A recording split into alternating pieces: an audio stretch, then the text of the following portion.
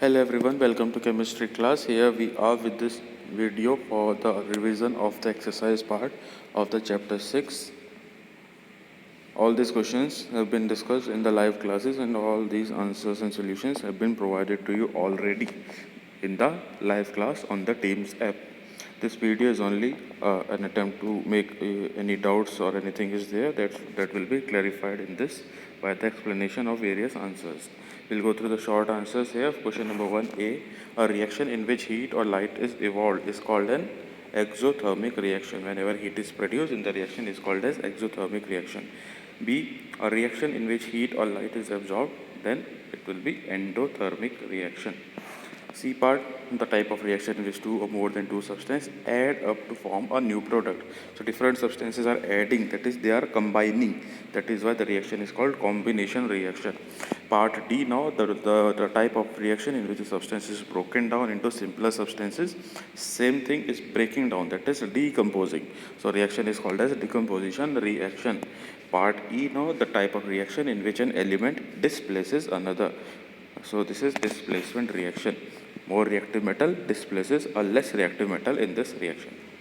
Define a double displacement reaction. Definition you'll write in the double displacement reaction. The positive and negative radicals of two reactants are exchanged to give a precipitation of a product. So the positive part of a particular compound and the negative part, that is the radicals, they are exchanging their positions in this particular reaction. As a result of this reaction, a new substance or compound will form that will be a precipitate. It will lead to the precipitation of the product. Question 3, what happens in a neutralization reaction? This is the reaction of an acid and base. Whenever acid reacts with base, it produces salt and water in the reaction called as neutralization. Let us read the answer here. The acid as well as base lose their properties to form salt and water, which are neither acidic and nor basic. Means neutral salt and neutral salt will be formed there. Nothing will remain acidic or basic in the nature. So this reaction is called as the neutralization reaction. Question 4, name 3 neutral oxides. Answer is water, carbon monoxide and nitrous oxide. N2O is the gas. Also nitric oxide is also given in the book. Any out of these 4, any 3 you can write. Question 5, which of the following is an exothermic and which is an endothermic reaction? A part, photosynthesis. See, photosynthesis takes place in the presence of sunlight. Solar energy is absorbed here. So light energy is required, it is absorbed, that is why it is endothermic reaction. B part, respiration. When we are breathing outside, not breathing, this is respiration. Whenever we are eating food and we are breathing oxygen gas, that oxygen gas and food will combine together and they produce energy. Heat energy or chemical energy is produced here. So energy is evolved in this case, that is why it is a type of exothermic reaction. Question 6 now, why does your tongue feel cold when you put some glucose on it? So the answer is because the glucose absorbs the heat energy and endothermic reaction takes place, that is why our tongue feels cold. Question 7, which of the following once started will continue on its own? Decomposition of lime. No, it will not continue because decomposition of limestone is endothermic reaction. Until you are heating, the reaction will continue. If you stop heating, then reaction will stop. So it cannot continue on its own. Decomposition of limestone requires heating the limestone regularly. Next, B part, rusting. Yes, rusting can happen on its own. It is an exothermic reaction. They do not require heating at all. So all the exothermic reaction continue on their own and endothermic reaction will stop if heat is not provided. Question next, 8th one. Now what do you observe? Observation only we have to write here. Carbon dioxide is passed through lime water. Then what will happen? Lime water will turn milky. B part, an ignited magnesium ribbon is placed in the steel. Then white smoky solid will form, that is magnesium oxide only, on the wall of the container. Next, C part, a mixture of hydrogen and oxygen is lit. What happens there? Water droplets are produced on the walls of the container. Hydrogen and oxygen, when they are kindled together, they will produce water. Next, D part, an iron knife is placed in a solution of copper sulfate. What happens here is displacement reaction. There is a brown red deposit of copper that will form there, and the solution of copper sulfate changes into iron sulfate, that is ferrous sulfate will form there. Then this balanced equation, you can go through this. We have the long questions, long answer question. Number 1, mention 3 examples of exothermic and 3 of endothermic. So three examples each are given here with the chemical equation. You have to write this. Next, question 2, discuss why there is an energy change. So energy change is due to the breaking of the bonds of that is the chemical bond or the formation of new chemical bonds. In this process only energy is absorbed or released in the process of breaking and formation of the bonds. We'll read the first point. We will read the answer here. A chemical reaction is the result of the following phenomena. Point 1, first point there, the breaking of bonds of the reactant molecules so as to set the atoms free for a new atom new combination. So whenever breaking of bond is there, energy is absorbed in this process. And second part, the formation of the fresh bonds between the new partners so that product is formed. So reactant molecules are breaking in the particular chemical reaction, that time energy is absorbed. Second part, whenever new bonds are made for the product molecule, then that time energy is given outside. So whenever this process of the chemical reaction happens, energy is both absorbed as well as given out in the process. If energy absorbed is more, then it is endothermic reaction. If the energy given out is more, then it is exothermic reaction. So that is why energy changes are there in a chemical reaction. Then let's discuss the electrolysis of water. That process is given here. Take some water, mix with few drops of sulfuric acid. Dilute sulfuric acid will take in water. That will make acidulated water. Invert 2 test tube full of water into it and remove the insulation from the ends of 2 thick wires. These wires will connect to the battery and pass the current. So what will happen when the electric current is passed in this acid containing water, then gases will start collecting here in the test tubes, and we will observe that volume of the gas collected on the negative electrode is twice that of the positive electrode.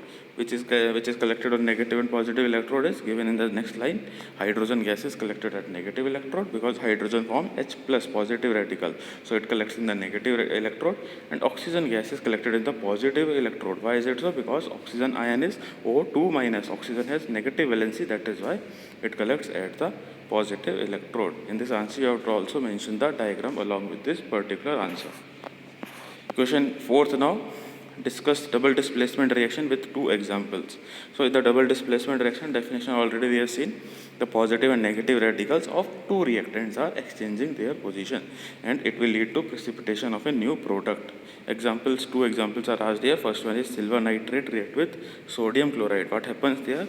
Silver exchanges the position with sodium, and that is what is happening. Formation silver chloride, formation of a precipitate of silver chloride will be there, that will be white PPT, and remaining solution will be sodium nitrate. So here exchange of radicals has taken place. Next one also, barium chloride react with sodium sulfate, BaCl2 Na2SO4. What happens here? Again, exchange of positive and negative radicals leads to the formation of BaSO4. Barium sulfate will produce, remaining will be sodium chloride. Question 5, neutralization activity they are asking, and you have to show with the help of this activity how we can do this neutralization reaction. We will take both acid and base and mix both with each other. It will do the neutralization reaction. So what is in the neutralization reaction? An acid react with base forming salt and water.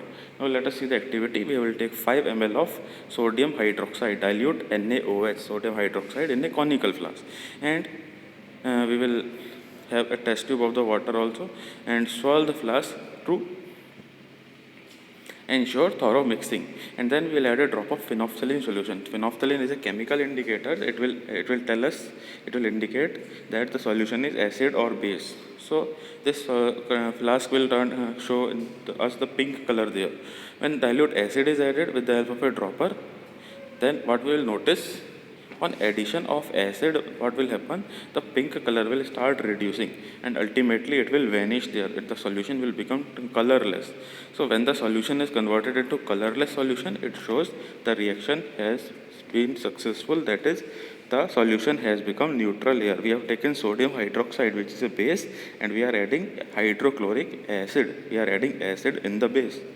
When acid and base both are reacting with each other, they will produce a salt, and we are identifying this thing with the help of a phenolphthalein indicator. So when the solution is totally neutral, the color, that is pink color, is shown by the phenolphthalein indicator. It will vanish there, showing us that By this activity, we have successfully performed the neutralization reaction and prepared a neutral solution. Now question 6, what are acid and basic oxides? So we have to also give examples and reaction. So oxide of non-metals are acidic oxide of metals are basic oxide. Acidic oxide will dissolve in the water to produce salt.